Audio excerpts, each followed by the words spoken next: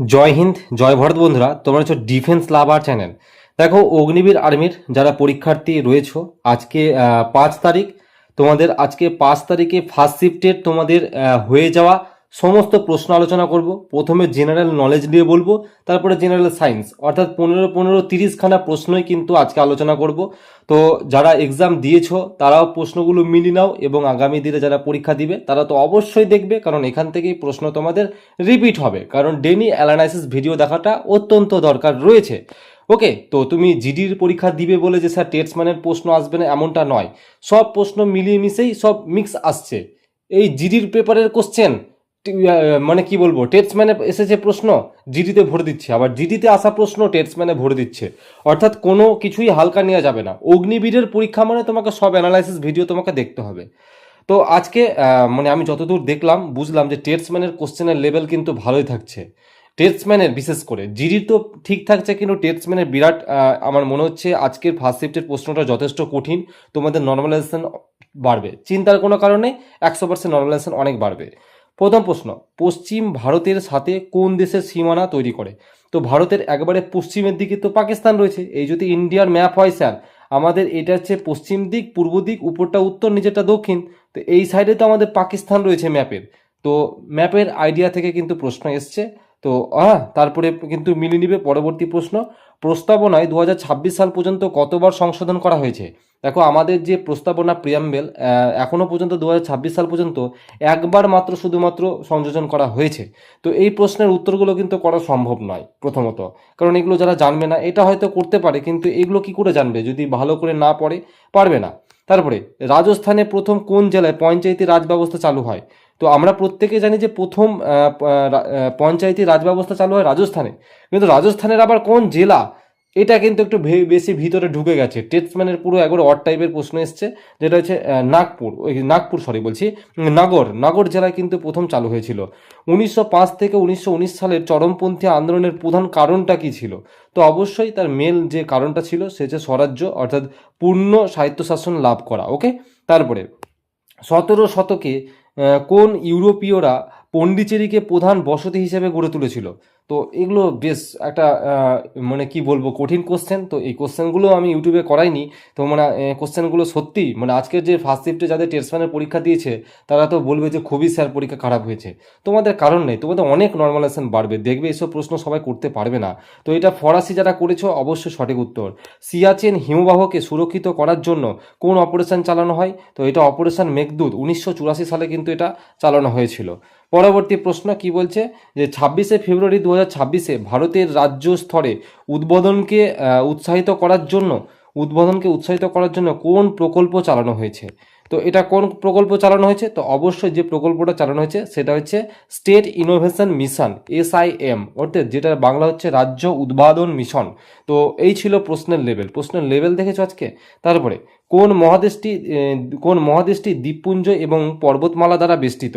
ওকে, কোন মহাদেশটি দ্বীপপুঞ্জ? এমন একটা মহাদেশ রয়েছে যেখানে দ্বীপপুঞ্জ অর্থাৎ আইল্যান্ড রয়েছে, তারপরে সেখানে পর্বতমালাও রয়েছে। যারা উত্তর সীমা যার উত্তর সীমা সুমেরু মহাসাগরের সাথে মিলিত হয়েছে। তো এটা কিন্তু সঠিক উত্তর, যারা ইউরোপ করেছো সঠিক উত্তর হবে। এটা যথেষ্ট কঠিন কোশ্চেন। ওকে, তারপরে, ভারতীয় মরুভূমির প্রধান বৈশিষ্ট্য? তো বালিয়ারি বা বালির ঢিপি কিছু একটা অপশানে নিশ্চয়ই ছিল, সেটাই কিন্তু সঠিক উত্তর হবে। তারপরে, ভিল বিদ্রোহ কার বিরুদ্ধে ক্ষমতা প্রদর্শনের জন্য চালানো হয়েছিল? তো এটা ভিল বিদ্রোহ ব্রিটিশদের বিরুদ্ধে কিন্তু হয়েছিল। তো এই ছিল প্রশ্নের লেভেলগুলো দেখছো আজকে প্রশ্নের লেভেল। সুন্দরবন ডেল্টার কাছাকাছি এমন একটি গ্রাম যেখানে বন্যা আসেনি। ওকে, এর প্রধান কারণ কি? তো এর প্রধান কারণটা হচ্ছে ম্যানগ্রোভ বন প্রাকৃতির প্রাচীর এবং তরঙ্গের মতো কাজ করে। ওকে, এক কথায় বলতে গেলে ঢেউয়ের বেগটাকে কমিয়ে দেয়, এটাই হচ্ছে মূল কারণ। তারপরে, 2025 সালে বিহার বিধানসভা নির্বাচনে কোন জোট সরকার গঠন করেছে? তো এটা রাষ্ট্রীয় গণতান্ত্রিক জোট, অর্থাৎ NDA পার্টি কিন্তু এটা বিহারে কিন্তু 2025 সালে জোট করেছিল। কার সাথে? বিজেপির সাথে। ওকে, তারপরে, পূর্ব উপকূলীয় সমভূমির বৈশিষ্ট্য কি? তো পূর্ব উপকূলীয় সমভূমির বৈশিষ্ট্যগুলো হচ্ছে চওড়া এবং পলি জমে গঠিত সংকীর্ণ অংশতে পরিণত হবে। ওকে, তারপরে নম্বর প্রশ্ন কি বলছে যে 2025 সালের মে মাস থেকে নিম্নলিখিত কোন দেশের বিমান ডিসেম্বরে 2025-এ ইন্ডিগো উড্ডয়ন বন্ধ করার সংকটের প্রাথমিক কারণ হিসেবে জানিয়েছে। তো সেটা কিন্তু অ্যাকচুয়ালি সঠিক উত্তর হবে যে ইঞ্জিন প্রস্তুতকারক কোম্পানি অর্থাৎ প্রেট অ্যান্ড হুইটনি কিছু তো একটা ছিল এর এর ইঞ্জিন সমস্যা। এটা একটি অ্যাকচুয়ালি এইভাবে কীভাবে অপশানটা ছিল, এটা তো অনেক বড় বড় অপশান ছিল, সেভাবে কালেকশন করতে পারিনি, বাট যতটুকু পেরেছি বলে দিলাম। তো একটা প্রশ্ন এখান থেকে কালেকশন করতে পারিনি, এখানে 14খানা প্রশ্ন পেরেছি, সেটা ডিসকাশন করে দিলাম। এবার জেনারেল সায়েন্স থেকে ডিসকাশন করে দিচ্ছি। জেনারেল সায়েন্স থেকে যেমন দেখো 1 নম্বর প্রশ্ন, মানব শরীরের পিঁপড়ে কামড়ালে ফর্মিক অ্যাসিডের জ্বালা কমানোর জন্য বেকিং সোডা ব্যবহার করা হয়। অবশ্যই যে খুব জ্বালা পোড়া করলে বেকিং সোডা ব্যবহার করা হয়। এই প্রক্রিয়াকে কি বলা হয়? তো এই প্রক্রিয়াটাকে বলা হয় প্রশম প্রক্রিয়া। তো প্রশ্নের লেভেলই কিন্তু আজকে আলাদা একদম। হ্যাঁ, পাকস্থলিতে কোন অ্যাসিড থাকে? তো এটা তো প্রত্যেকে পেরেছে যে HCl মানে হাইড্রোক্লোরিক অ্যাসিড থাকে।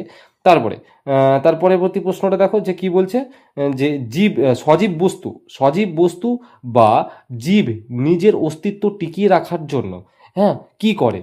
সজীব বস্তু বা নিজের যে অস্তিত্বটাকে টিকিয়ে রাখার জন্য তারা প্রজনন করে, রিপ্রোডাকশন করে, অর্থাৎ বংশবৃদ্ধি করে চলে, তাই না?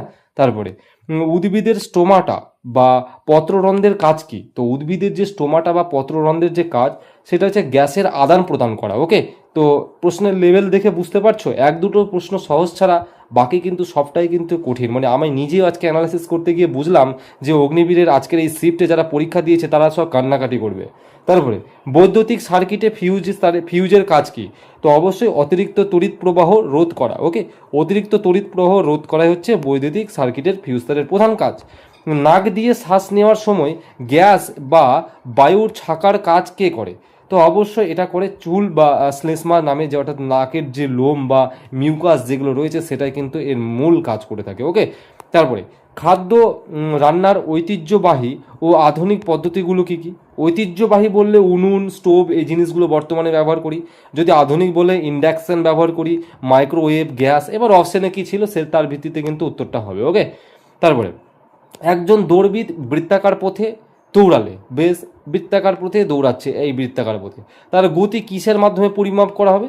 তার স্পিড নিশ্চয়ই দ্রুতির মাধ্যমে আমরা পরিমাপ করব। এটা কিন্তু নর্মাল কোশ্চেন ছিল স্যার। ওকে, তারপরে 9 নম্বর প্রশ্ন দিকে এগোবো, যে খসখসে টেবিল নাকি মিশ্রণ কাঠ কোনটি ঘর্ষণ বেশি অনুভব করে? অ্যাকচুয়ালি বলছে খসখসে টেবিল না মিশ্রণ কাঠ, এই দুটোর মধ্যে কোনটা বেশি ঘর্ষণ অনুভব করবে?